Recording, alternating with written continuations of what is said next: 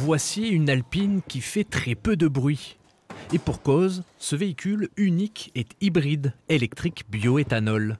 Il a été conçu dans les locaux de cette entreprise spécialisée dans la fabrication de prototypes ou de démonstrateurs. Une réalisation qui a nécessité 6000 heures de travail.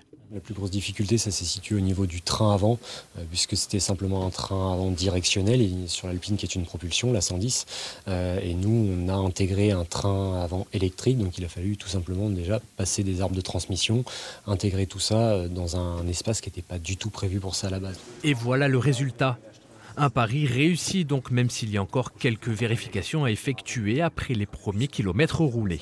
Que ce soit des températures sur la partie thermique, mais là on va regarder aussi sur la partie électrique, au niveau de la batterie, du moteur devant, vérifier que tout est OK après les quelques minutes de roulage.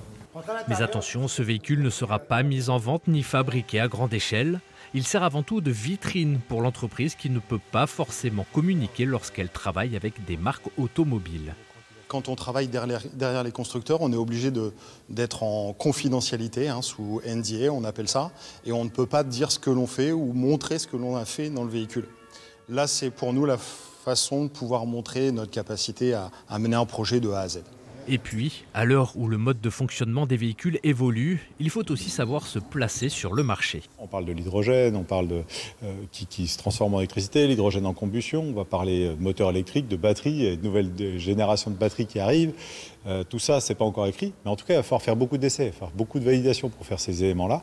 Et typiquement, nous, on démontre par ce biais-là qu'on est complètement en phase avec ce marché qui se présente devant nous. Ce projet d'Alpine hybride a coûté 500 000 €, financé entre autres par la région Normandie et des fonds européens.